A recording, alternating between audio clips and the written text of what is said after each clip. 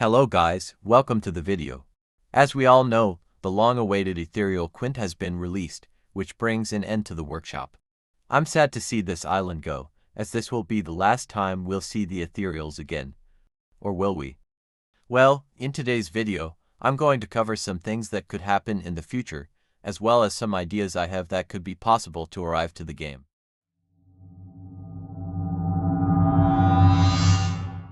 If you've been seeing these fan-made islands with all the ethereals on it like Ethereal Endgame or Ethereal Lunchtime, you've probably heard the community saying that there will be some sort of ethereal gold island. These fan-made creations really capture the beauty of how hyped this island will be when it releases. But when will this island be released? I've heard some people saying that the ethereal gold island will be released in the upcoming island. But that is not true.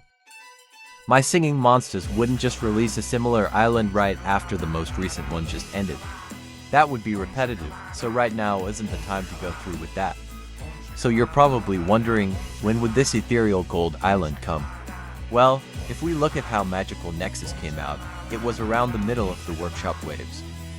It was a new island, but every monster was there at once, and it was nothing like workshop, as it wasn't entirely new content because we've seen these monsters before. Okay, so we know that My Singing Monsters brings to new islands every anniversary, so here's the layout.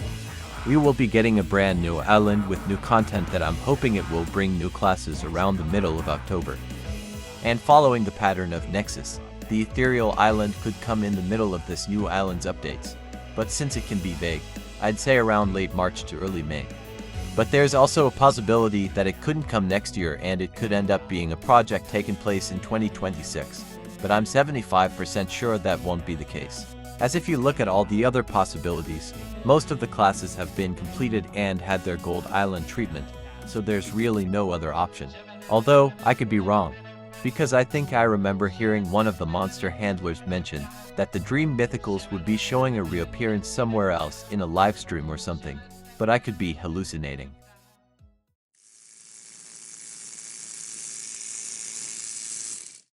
The Wublins are a group of very unique monsters, having required to zap eggs to wake them up, and they all have the same elements similar to the Celestials. What makes them so different is that they were created by Wubox. And I've been thinking, are the Wublins really going to be tied to only one island? I know this sounds crazy, but if My Singing Monsters decided to do this, it could actually be a good possibility. If you remember MPG's video, when he was playing the Lost Landscapes by Raw Zebra, you can see that he added a Wublin in the shop as part of the collection. And this is what got me thinking that Wublins could come to other islands in the main game. Although I could just slap them in places where I think they could fit, but I have to limit where they'd go, so it can make sense. So now Wublins can only come to islands that have Wuboxes because Wubox created them, so it fits lore-wise. But don't worry, because I will make a chart of where the Wublins would go for the people that don't care about the lore, if that would even matter. I will list where the Wublins would go lore-wise in the comment section. Anyways, here they are.